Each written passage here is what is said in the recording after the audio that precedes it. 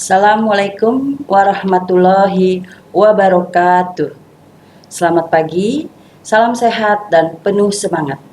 Selamat datang untuk kelas 12 pada mata pelajaran Bahasa Indonesia, yaitu pada semester pertama kita masuk mulai pada bab pertama, yaitu menyusun surat lamaran pekerjaan. Baiklah, kita akan memulai menyusun surat lamaran pekerjaan. Di dalam menyusun surat lamaran pekerjaan, kompetensi dasar yang dimiliki adalah 1. Mengidentifikasi unsur kebahasaan surat lamaran pekerjaan. Kedua, menyusun surat lamaran pekerjaan dengan memperhatikan isi, sistematika, dan kebahasaan. Nah, di dalam kompetensi dasar ini, maka kita mempunyai tujuannya, yaitu indikator keberhasilan dalam mencapai tujuan kegiatan pembelajaran pada bab ke-1 ini. Di antaranya adalah kalian atau siswa mampu mengidentifikasi unsur kebahasaan surat lamaran pekerjaan. Jadi dalam hal ini kalian diharapkan mampu dan bisa mengidentifikasi unsur kebahasaan surat lamaran pekerjaan. Yang kedua, siswa diharapkan mampu menyusun surat lamaran pekerjaan, tentunya dengan memperhatikan isi, sistematika, dan kebahasaan. Inilah indikator ketercapaian setelah proses pembelajaran pada bab ke-1, yaitu menyusun surat lamaran pekerjaan. Kita lanjut kepada slide berikutnya. Nah, di dalam menulis surat lamaran pekerjaan, kalian akan bertanya tentunya, apa sih surat lamaran pekerjaan? Ya, pentingkah bagi kalian untuk menulis surat lamaran pekerjaan? Nah, karena kalian adalah siswa SMK yang kedepannya ingin bekerja, tentunya harus memahami apa itu pengertian dari surat lamaran dan bagaimana menyusun surat lamaran pekerjaan dengan baik dan benar. Ya, di sini akan Ibu katakan bahwa surat lamaran pekerjaan adalah surat yang dibuat oleh seseorang untuk melamar pekerjaan di suatu perusahaan, kantor, atau instansi tertentu. Artinya bahwa surat ini dibuat oleh kita sebagai siswa. Untuk apa? Ya untuk melamar pekerjaan. Di mana? Di perusahaan, di kantor, di instansi pemerintah maupun swasta. Nah, yang perlu diingat bahwa menulis surat lamaran pekerjaan tergolong ke dalam surat dinas, surat resmi, gitu ya. Surat resmi tapi bersifat pribadi, gitu. Surat resminya bagaimana? Ya harus menggunakan bahasa yang baik dan benar. Harus menggunakan kalimat yang singkat, padat, jelas, tidak bertele-tele, tidak mubazir, ya, tidak berlebih-lebihan. Harus singkat, padat, jelas pada pokok tujuannya dan menggunakan bahasa yang baik dan benar serta baku. Inilah dikatakan dalam surat dinas atau surat resmi. Nah, bersifat pribadi karena surat ini ditulis oleh diri kita sendiri, oleh si pelamar. Nah, tentunya ini harus dipahami di dalam menulis surat lamaran pekerjaan terlebih dahulu, yaitu apa sih pengertian surat lamaran pekerjaan? Nah, inilah yang tadi Ibu katakan bahwa surat lamaran pekerjaan adalah surat yang dibuat oleh seseorang untuk melamar pekerjaan di suatu perusahaan, kantor, atau instansi tertentu, baik itu swasta maupun negeri. Paham ya? Itulah tentang pengertian dari surat lamaran pekerjaan. Lanjutnya, apa saja yang terdapat di dalam surat lamaran pekerjaan tersebut? Ya.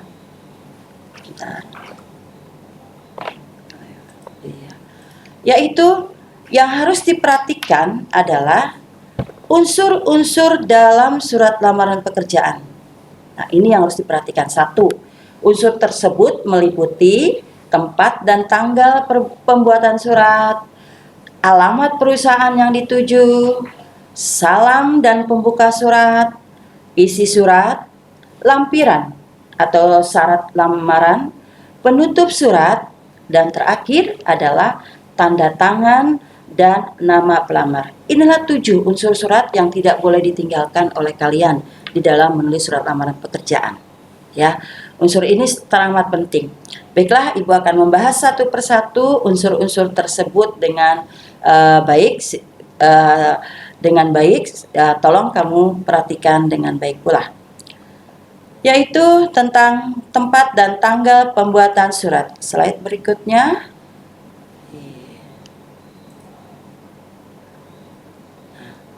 Ini kita mulai tempat dan tanggal surat lamaran. Bila kalian menulis surat lamaran pekerjaan, menulis tempat dan tanggal, maka tulislah di bagian pojok kanan atas. Sebenarnya bagian pojok kanan kiri juga boleh, bisa. Ya, tergantung bentuk suratnya. Ada bentuk surat full block style, itu artinya full penuh lurus, ya. Kemudian ada semi block style, yaitu bentuk setengah lurus. Ya, di mana nanti paragrafnya takuk menjorok ke dalam. Itu namanya semi block style. Kalau bentuk lurus, maka seluruhnya lurus. Nah, itu namanya full block style atau bentuk lurus. Nah, apabila ditulis di sebelah kiri, maka masuk ke dalam full block style, bentuk lurus. Apabila menulis tanggal itu sebelah kanan, maka masuk ke dalam pembuatan surat, yaitu dengan bentuk takuk atau semi block style. Nah, bagaimana teknik penulisannya, tanggal dan tempat? Satu yang kamu perhatikan, apabila menulis tempat, maka karena tempat dalam penggunaan ejaan yang baik dan benar adalah huruf pertamanya huruf besar. Setelah tempat, maka selalu diberikan koma, bukan titik, bukan tanda tanya, bukan tanda seru, bukan titik 2, bukan polos, tapi setelah tempat berikan koma. Contoh, Tangerang Selatan, koma, 14 Oktober. Ya, 14 Oktober. Oktobernya O-nya nama bulan, huruf besar awalnya. Kemudian bukan Tangerang Selatan, koma, 14 strip 10 strip 2020. Nah, itu tidak benar. Yang benar adalah, Ibu ulang kembali, Tangerang Selatan, koma, 14 Oktober 2020. Diakhiri titik? Ternyata tidak. Ya, tidak ada titik, tidak ada koma. 2020 polos saja. Nah, seperti contoh di slide tersebut. Tangerang Selatan, koma, 14 Oktober 2020.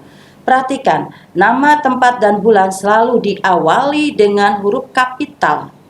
Penulisan antara tempat dan tanggal surat juga dipisahkan oleh koma. Perhatikan ya. Selanjutnya, alamat perusahaan yang dituju. Pada bagian bawah sebelah kiri ya, kalau tadi kita menulis tempat dan tanggal sebelah kanan, maka bagian bawah sebelah kiri kita bisa menulis alamat lengkap perusahaan yang akan dituju ya. Untuk nama penerima, kalau kamu tidak tahu nama HRD-nya, nama personalianya, nama pimpinannya, kamu tidak tahu siapa sih? Ya, maka berilah sapaan yang bersifat umum. Apa sapaannya bersifat umum? Yaitu Bapak garis miring Ibu.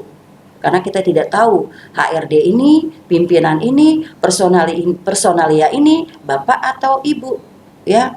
Maka di garis miring Bapak garis miring Ibu. Nah, itu.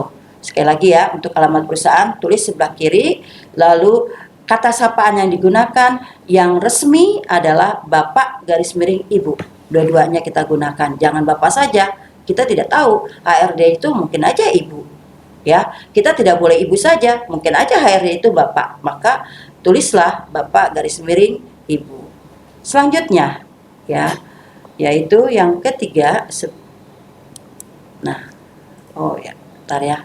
Nah, ini contohnya dulu sebelum kita masuk ketiga ya. Yang terhormat Bapak garis miring HRD Putra Ruang Raya Indonesia, Jalan Tebet Barat Dalam Raya nomor 22 Jakarta Selatan. Ini sebagai contoh. Nah, YTH. Perhatikan YTH. YTH ini kita gunakan untuk yaitu mengetahui subjeknya, ya. Ya, mengetahui subjeknya. Siapa subjeknya? Bapak, Ibu. Bapak atau Ibu, maka kita gunakan YTH. Tidak boleh menggunakan kepada, karena kalau kepada itu tanpa subjek, ya. Nah, oleh karena itu menulis surat lamaran pekerjaan karena kita ada subjeknya, menyapa, ya, yaitu Bapak atau Ibu itu adalah subjek, maka gunakan YTH. Ya, sekali lagi Ibu tandaskan bahwa jika surat lamaran ditujukan ke subjek tertentu, maka kamu bisa gunakan YTH. YTH titik, bukan koma. YTH titik, bukan titik 2. Sekali lagi, YTH titik, bukan koma. YTH titik, bukan titik 2, tapi titik. Ya, karena singkatan 3 huruf yang secara resminya berdasarkan ejaan yang disempurnakan, yaitu saat apabila disingkat dengan 3 huruf maka titiknya 1. Ya, untuk YTH titiknya 1. Nah, jika ditujukan untuk perusahaan tanpa subjek tidak diketahui, kita tidak menulis bapaknya, kita tidak menulis ibunya, maka kita menulis kepada. Ya, kepada itu tanpa subjek. Tapi kalau ada subjeknya, kata sapaan Bapak Ibu, YTH. Kemudian gunakanlah jangan menulis kedua-duanya karena ada aturannya, ya. YTH kepada, ya. Jadi jangan gunakan kedua-duanya. Kemudian untuk PT, misalnya tadi dikatakan YTH titik Bapak garis miring Ibu HRD PT. Nah, penulisan PT itu tidak digunakan titik, tidak digunakan koma, tidak perlu diikuti dengan tanda-tanda lainnya. Nah, kebiasaan seringkali kita menulis PT titik, ya, padahal di dalam ejaan yang disempurnakan PT itu tidak menggunakan titik. Nah, ini untuk yang kedua. Yang ketiga yang kalian perhatikan adalah salam dan pembuka surat. Pada salam pembuka biasanya ditulis kalimat dengan hormat. Nah, dengan hormat ini adalah penulisan yang memang umum. Secara umum adalah dengan hormat. Apabila kita mengetahui bahwa sebuah perusahaan itu udah jelas notabene adalah Islam, contoh ya Nurul Fikri. Nah, itu kita udah tahu. Maka apakah kita menggunakan dengan hormat? Silakan. Apakah kita assalamualaikum? Silakan. Jadi pada penggunaan assalamualaikum itu harus pada porsinya. Kalau kita menggunakan kata kita tidak tahu HRD itu perusahaan bagaimana seperti PT Ruang Raya Indonesia, maka kita menggunakan dengan hormat karena itu sapaan yang umum. Oh maaf, salam pembuka yang umum. Sekali lagi ya, itu adalah salam pembuka yang umum dengan hormat. Bagaimana penulisan dengan hormat? Nah, penulisan dengan hormat, D-nya diawali dengan huruf besar. D diawali dengan huruf besar, H-nya kecil. Nah, diingat, dengan hormat diberikan tanda koma. Setelah dengan hormat diberikan tanda koma.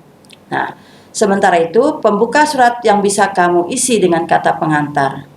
Nah, apabila kita menulis kata dengan hormat selesai, bawahnya kita membuat yaitu pembuka surat lamaran kerja sebagai kata pengantar. Umumnya kamu bisa jelaskan dari mana kamu dapat informasi itu kalau kalimat pembukanya. Sekali lagi, kalau salam pembuka yang umum bersifat umum adalah dengan hormat. D-nya besar, H-nya kecil, koma. Setelah itu, tulislah paragraf pertama atau pembuka surat bahwa pembuka surat itu isinya adalah kata pengantar. Kamu bisa jelaskan dari mana kamu mendapat informasi terkait dengan lowongan pekerjaan yang kamu pilih. Itu ya, itu pembuka surat. Nah, itulah pada unsur-unsur ketiga yang kamu harus pahami. Selanjutnya, yaitu kita berganti slide keempat.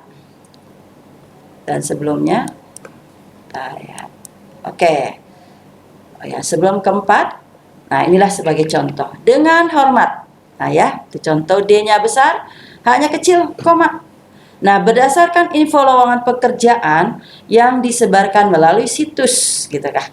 Karena melalui situs ya. Saya bermaksud mengajukan lamaran pekerjaan di perusahaan yang Bapak Ibu pimpin untuk menempati posisi public relation. Nah, berdasarkan info lowongan pekerjaan, pembuka surat itu berbeda-beda. Karena apa?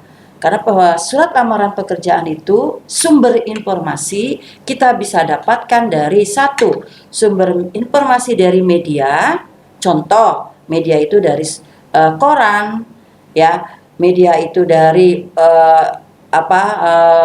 website, bisa kita dapatkan dari Instagram, dan kita dapatkan dari WA, dari mana saja itu sumber informasi media. Kedua, sumber informasi itu dari orang, dari sahabat, dari teman, dari saudara, dari orang tua, dari orang yang kita kenal. Nah, itu informasi dari orang. Yang ketiga, sumber informasinya yaitu dari sekolah, ya, apalagi SMK. Seringkali mendapatkan informasi lowongan pekerjaan. Nah, terus sumber informasinya yaitu dari perusahaan atau dari instansi terkait. Nah, sumber informasi inilah di dalam pembuka surat ada berbeda. Nah, kalau di dalam kita mendapatkan surat lamaran pekerjaan lowongannya dari koran, maka kalimat pembukanya yaitu setelah membaca iklan lowongan pekerjaan, ya, pada harian bla bla bla bla, tanggal bla bla bla. Contoh sekali lagi ya, setelah membaca surat lamaran pekerjaan, setelah membaca iklan lowongan pekerjaan, ya, dari harian, misal Kompas, pada tanggal, ya, 20 September 2019 selanjutnya. Jadi sebutkan. Nah, ada juga kalimat pembukaannya adalah berdasarkan info lowongan pekerjaan, berdasarkan pengumuman, ya, nomor sekian, nomor sekian. Nah, itu kalimat pembukanya. Ada lagi, sumber informasi berdasarkan inisiatif sendiri. Jadi, kita mau melamar pekerjaan, kita berinisiatif ke perusahaan tersebut. Bagaimana kalimat pembukanya? Yang bertanda tangan di bawah ini, gitu ya. Setelah dengan hormat, maka yang bertanda tangan di bawah ini. Seperti itu. Nah, itulah salam pembuka, kemudian tadi salam pembuka dan pembuka surat, bahwa pembuka surat itu berbeda-beda, ya, atau kata pengantar, atau kalau kita lihat bagian tesis itu berbeda-beda tergantung dari sumber informasi lowongan pekerjaan yang kita dapatkan. Nah, selanjutnya isi surat. Pada isi surat yaitu apa sih isi surat tersebut? Nah, isi surat yaitu dibagi beberapa bagian, ya. Di bagian isi surat kamu bisa mengisi data diri, kemudian tuliskan nama lengkapmu, tempat dan tanggal lahirmu, ya, alamat dan nomor telepon atau emailmu, serta pendidikan terakhirmu. Di bagian ini, kamu bisa jelaskan kemampuan skill kamu yang kamu dapati, yang kamu miliki, baik itu soft skill maupun hard skill. Nah, kalau kamu punya pengalaman magang, PKL, atau lainnya, bisa kamu tulis juga. Namun, kalau kamu belum punya pengalaman, kamu bisa tulis organisasi yang pernah kamu ikuti di sekolah, maupun kuliah, maupun di masyarakat, ya. Inilah, jadi isi surat ini kita akan mengemukakan diri kita sendiri, ya, identitas diri kamu, ya, itu nama lengkapmu, tanggal lahir kamu, alamatmu, nomor teleponmu, HP-mu, emailmu, ya, pendidikan terakhirmu. Di bagian kamu bisa jelaskan kemampuan soft skillmu punya, ya, soft skillmu punya apa saja, sebutkan, ya, kamu punya pengalaman baik magang, PKL, ya, kamu punya organisasi baik itu di masyarakat, di sekolah maupun di kuliah. Nah, ini contoh, ya, tadi saya yang bertanda tangan di bawah ini, nama, itu ya, nama lengkap, tempat dan tanggal lahir, ini contoh, ya, alamat ini sebagai contoh, Kemudian emailnya ini contoh, nomor HP-nya contoh. Saya merupakan Presgradin Sarjana Ilmu Komunikasi Universitas Diponegoro. Nah, ini disebutkan identitas kamu. Semasa kuliah saya aktif berorganisasi. Nah, ini contoh dari kuliah. Kalau kamu semasa sekolah SMK, saya aktif berorganisasi di OSIS misalnya. Nah, diuraikan di sini. Nah, kalau kebetulan sini contohnya, saya aktif berorganisasi di Himpunan Mahasiswa Ilmu Komunikasi dan menjabat sebagai Ketua Divisi Media Komunikasi dan Informasi. Saya memiliki kemampuan komunikasi yang baik, kreatif, dan dapat bekerja sama dalam tim. Nah, inilah kelebihan kamu. Tulis di sini, ya. Inilah yang dikatakan bagian isinya. Nah, berikutnya perlu kamu perhatikan, ya, bahwa penulisan data diri, ya, bentuknya harus kamu perhatikan, harus rapi, ya.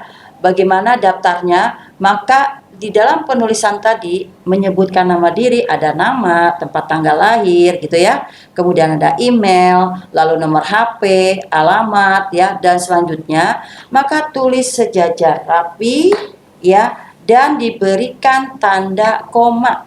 Tadi kan contohnya ya, diulang lagi nih. Ulang lagi di slide yang sebelumnya. Nah, di sini. Nama selalu ditulis dengan huruf kecil. Kenapa? N, T, nama N-nya kecil, T tempatnya kecil, alamat A-nya kecil, email L-nya kecil, nomor N-nya kecil. Nah, awalnya itu huruf kecil dan diberikan tanda titik koma karena ini termasuk ke dalam pemberian. Ya, dalam pembelajaran bahasa Indonesia pemberian. Jadi tidak diberikan huruf besar awalnya. Nama bukan huruf besar N-nya tapi kecil. Dan diberikan tanda titik 2, bukan titik koma. Nah, supaya rapi dan sejajar, maka titik koma rapikan dengan lurus sehingga kelihatan lebih rapi. Ya, contoh seperti ini, saya yang bertanda tangan di bawah ini, nama, tempat tanggal lahir, alamat, email itu sejajar semuanya. Hurufnya kecil, titik 2. Ya, ini yang dimaksud penjelasan pada slide yang berikutnya. Nah, di sini lanjut. Ya, oke ya. Oh, maaf. Bentar, maju. Ya. Sekali lagi. Perlu kamu perhatikan ya, bahwa penulisan data diri karena bentuknya daftar, maka menggunakan titik 2. Nah, semua awal baris ditulis dengan huruf kecil. Penulisan titik 2 juga sebaiknya dibuat rata. Ya, sebaris agar terlihat rapi. Selain itu, kalimat yang kamu gunakan juga harus singkat, jelas, padat. Jadi jangan bertele-tele, ya, supaya tidak memberikan kesan bosan, kesan jenuh kepada pembacanya atau HRD atau pimpinan atau personalia. Nah, itu yang kamu perhatikan. Lanjutnya, unsur yang harus diperhatikan dalam menulis surat lamaran pekerjaan adalah nomor 5, yaitu lampiran. Nah, lampiran atau syarat lampiran. Pada bagian lampiran, ya, atau syarat lampiran, kamu bisa tulis dokumen-dokumen apa saja ya yang kamu lampirkan sebagai pendukung atau persyaratan kamu melamar pekerjaan. Biasanya dokumen-dokumen itu bisa berupa daftar riwayat hidup atau CV, fotokopi ijazah, terakhir ya, fotokopi pas foto kamu, portofolio ya, kemudian fotokopi SKCK, fotokopi sertifikat-sertifikat, bahkan kalau kamu pernah mengikuti lomba, seminar, pelatihan ya yang mendapatkan sertifikat lah, semuanya bisa kamu lampirkan di fotokopi tapinya ya. Itu bisa menjadi nilai plus. Kenapa kita melampirkan sertifikat? Karena itu akan menjadi nilai plus bagi kamu.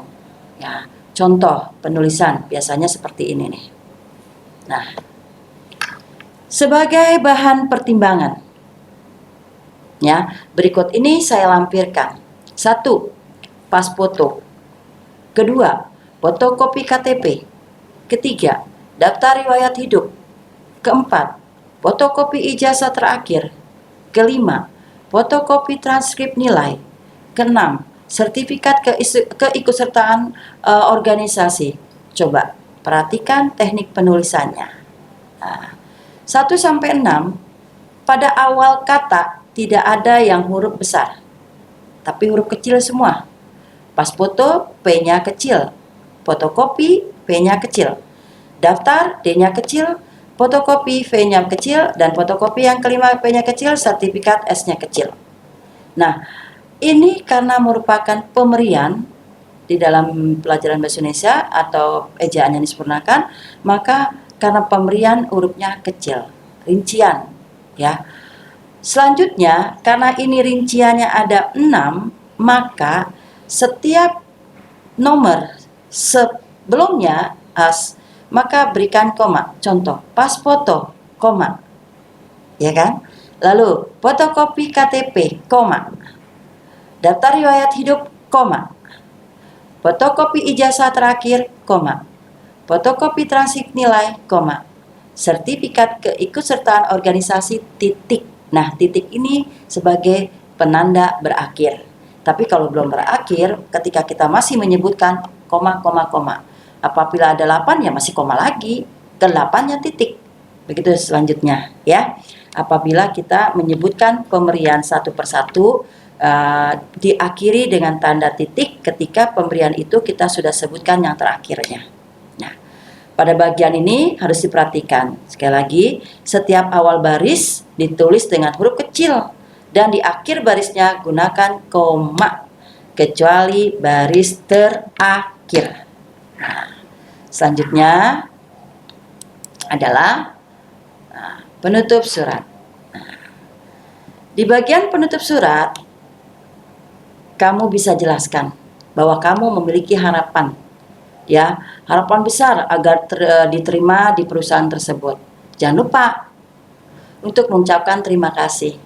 Di dalam penutup surat, ingat, kita berharap kalimat tersebut di dalam penutup surat adalah kalimat yang penuh harapan.